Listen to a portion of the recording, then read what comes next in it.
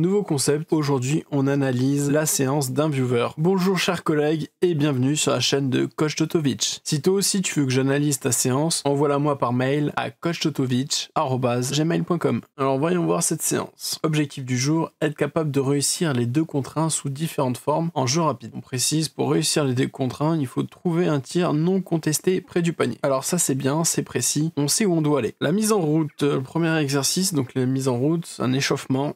L'objectif est un peu faible ici parce qu'il n'y a qu'une notion d'échauffement. On peut s'échauffer et travailler en même temps. Donc rajouter un objectif supplémentaire dans l'échauffement en plus de s'échauffer, c'est ultra important. Bon point également au niveau des consignes. On réinvestit les consignes vu la séance précédente. Donc ça permet d'évaluer ce qui a été retenu, acquis ou ce qu'on doit encore travailler. Alors ce qu'il appelle ici focus, j'ai l'impression que c'est des critères de réussite. Et là déjà il y a une petite contradiction. Parce que alors le scorer c'est très bien, sans perdre le ballon c'est très bien aussi. Par contre en allant le plus vite possible, bah c'est faux. Ce n'est plus un échauffement si c'est en allant le plus vite possible. Là-dessus il y a des risques de blessure. L'évolution, définir un nombre de secondes dans lequel le joueur doit marquer. L'évolution, faut faire gaffe parce que pareil, il y a une notion de vitesse. Faut voir leur échauffement, surtout là en période hivernale où des fois il fait très froid dans nos salles. Donc s'assurer que les joueurs sont bien en température avant de pouvoir mettre ce genre de consignes. Ce sont des vraies consignes, hein. Mais il faut faire gaffe dès l'échauffement si on peut les mettre ou pas. On voit également qu'il implique son assistant. On voit aussi que l'implication de son assistant nous oriente sur un 2 contre 1 qui travaille la sortie de balle.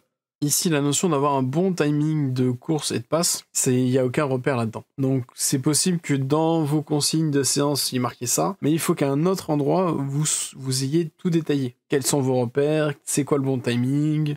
Après l'échauffement, il part sur 10 minutes de lancer franc. Donc là, on est hors sujet par rapport au thème de la séance. Et là où il faut surtout faire gaffe, c'est qu'on va perdre les bénéfices de l'échauffement. 10 minutes de lancer franc, plus je présume la pause boisson derrière, ça peut faire beaucoup, quoi. On peut perdre les bénéfices d'échauffement.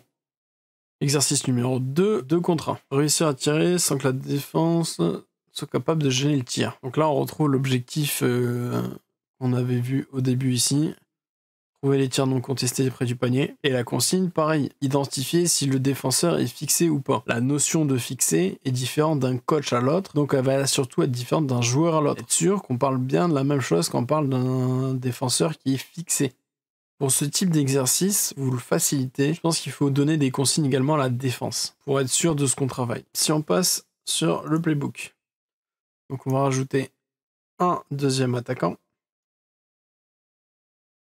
et un défenseur.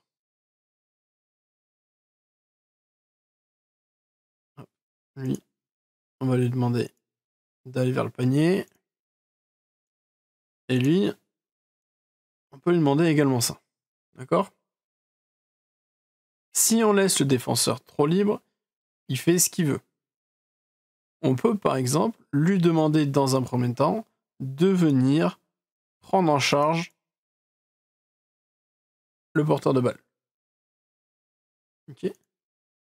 On peut lui demander de venir tricher. Rester un petit peu entre les deux attaquants. Pour retarder le choix. D'accord? Et on peut varier un petit peu ce qu'on peut lui demander et faire évoluer l'exercice en lui disant, ben voilà, premier choix, tu fais ça, deuxième choix, tu fais ça, ben, troisième choix, en fait, tu as le choix entre le choix 1 et le choix 2. Et ainsi de suite, on va créer quelque chose d'aléatoire. Mais les situations et les comportements du défenseur sur lequel on doit se baser, on les a vus avant. Du coup, la notion de bon choix, ben on les aura vus parce que chaque choix aura été vu. On sait que s'il fait ça, on doit faire ça. S'il fait ça, on doit faire ça. Et après, pareil sur les évolutions, où on dépasse les plots afin de modifier donc l'arrivée de la défense. Donc il peut lui créer plus ou moins de retard. Là, on parle du plot numéro 1. On peut se retrouver sur une situation un peu différente. Lui, son objectif, c'est de faire ça. Repasser devant et venir stopper le ballon. On peut apprendre un autre joueur de venir couper la route. Et pareil, là-dessus, dans le fait où il va venir couper la route pour éviter que lui il repasse devant, est-ce que lui, il est derrière ou est-ce que lui, il est devant? On pourra aussi jouer sur son plot à lui pour créer plus ou moins de retard. S'il est derrière, hop, je vais finir sur un tir, un double pas. Par contre, s'il est devant, peut-être même juste là, hop, il va falloir que je l'envoie. Ok, là on a de nouveau une période de lancer franc. Pareil, là-dessus, je suis pas convaincu. Déjà avec le sujet de la séance, c'est encore, il estime, une pause de 10 minutes là-dessus. C'est bien de rajouter du tir, mais il faut que ce soit déjà dans les objectifs de la séance. Et après, il y a la manière dont vous les rajoutez. Là, s'il faut, pour pas baisser en température, on peut rajouter, faire 2 lancers francs et faire un aller-retour, juste pour rester en température. Et après, il faut voir le nombre de joueurs et le nombre de paniers pour réguler un petit peu le temps d'atteinte. Exercice suivant, le petit train, 3 contre 2, 20 minutes. Objectif, faire avancer la balle rapidement pour réussir un 2 contre 1. Donc réussir pour lui, c'est scorer, avant que le second défenseur n'en revienne. Pour moi, l'objectif, il est pas réalisable par tout le monde. En fait, il va y avoir certains joueurs qui vont être capables de le faire et pas d'autres. L'objectif de cet exercice, c'est de réussir à perfectionner le 2 contre 1. D'accord ? Donc il y a un retard défensif et on veut être capable de gérer le 2 contre 1 avant l'arrivée de ce défenseur. Alors là, j'ai compris ce qu'il a voulu faire, mais je pense pas que ça marche. En fait, si on reprend cet exercice-là, et que dans l'évolution, donc le 2 contre 1 devienne un 2 contre 1 plus 1. Donc il rajoute un plot supplémentaire avec un défenseur supplémentaire à qui il va pouvoir gérer son retard. Donc là, il y a un 2 contre 1 qui joue sous pression d'arriver en 2 contre 2. Donc l'objectif, c'est de prendre des décisions plus rapidement.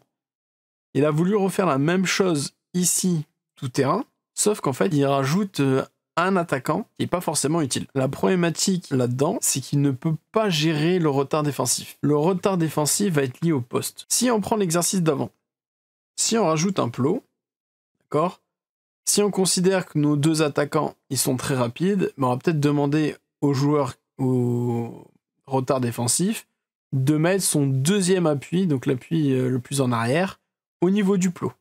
Si par exemple on considère que nos 2 attaquants sont lents, on va lui demander de mettre par exemple le 1er appui au niveau du plot. Et juste ça, ça nous permet de réguler plus ou moins le retard qu'on donne. D'accord ? Sachant que ce plot-là, on pourrait même en mettre plusieurs. D'accord ? En lui disant, quand tu es avec eux, là tu te mets sur le bleu, là tu te mets sur le jaune, là tu te mets sur le rouge. Par exemple, avec 3 retards différents. Pour avoir quand même de la réussite sur le 2 contre 1.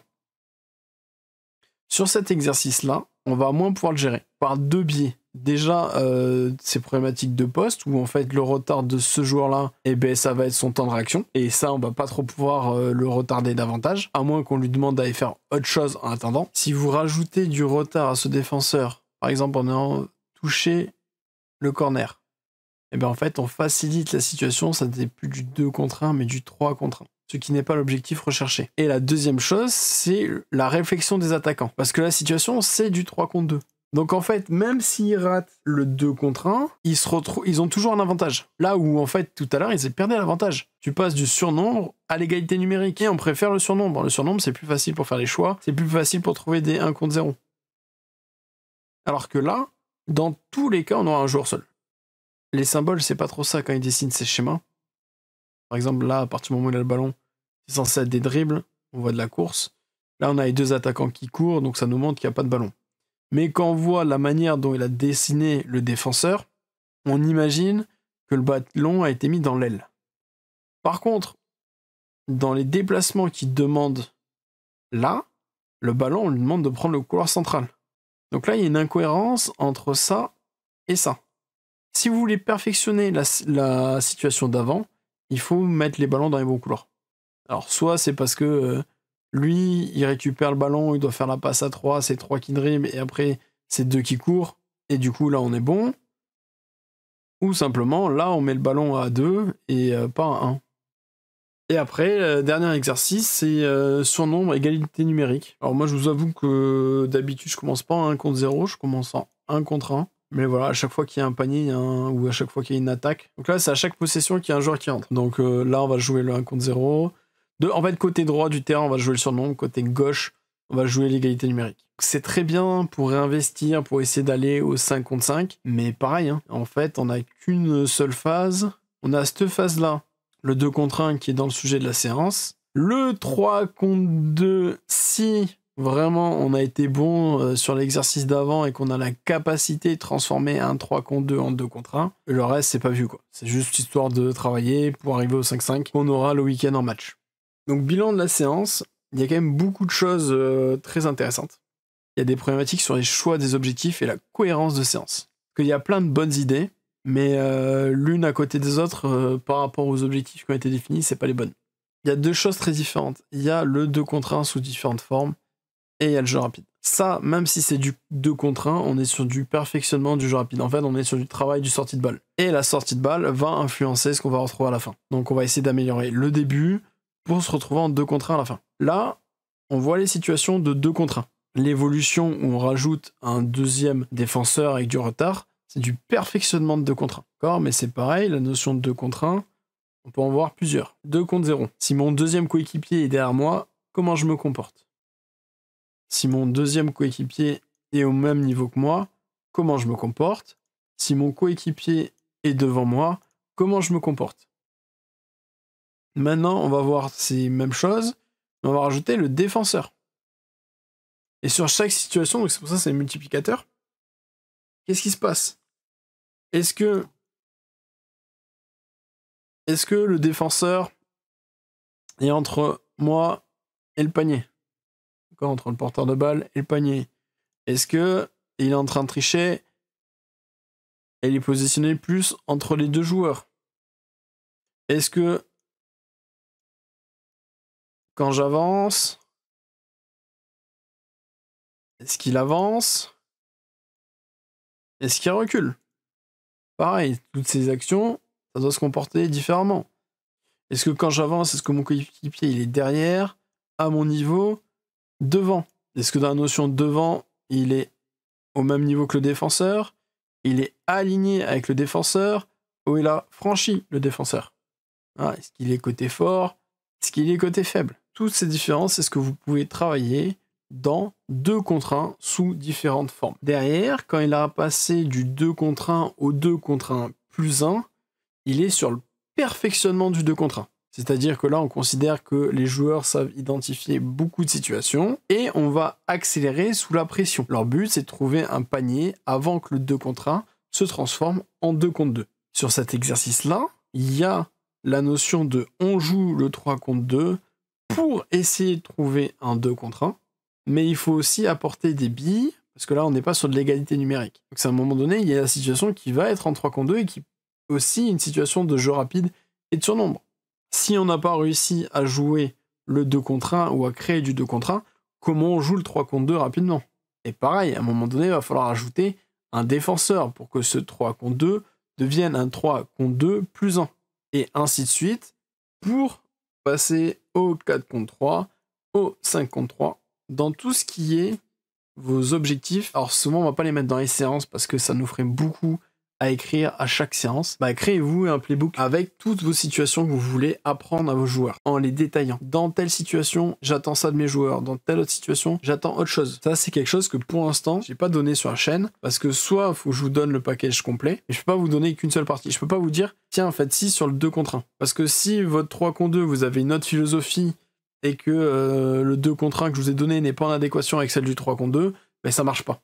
Donc soit faut que je fasse quelque chose qui donne toutes les situations, le package complet, soit pour l'instant ce que je fais, c'est qu'en fait je ne donne pas. Mais si vous voulez quelque chose de cohérent, je vous invite à discuter avec les autres entraîneurs des catégories en dessous et au-dessus. D'accord ? Donc lui il est en U15, c'est très bien, c'est la meilleure catégorie. En U13 il commence à avoir des choses, et en U18 il voit des choses également. Donc voir si c'est un peu cohérent sur ce qu'ils ont vu les années précédentes et ce qu'ils vont voir les années d'après. Si vous avez la chance d'avoir un responsable sportif, un directeur technique, ou peu importe comment on l'appelle, pareil, il pourra vous orienter sur ces différents choix et les différentes philosophies qui sont appliquées dans votre club.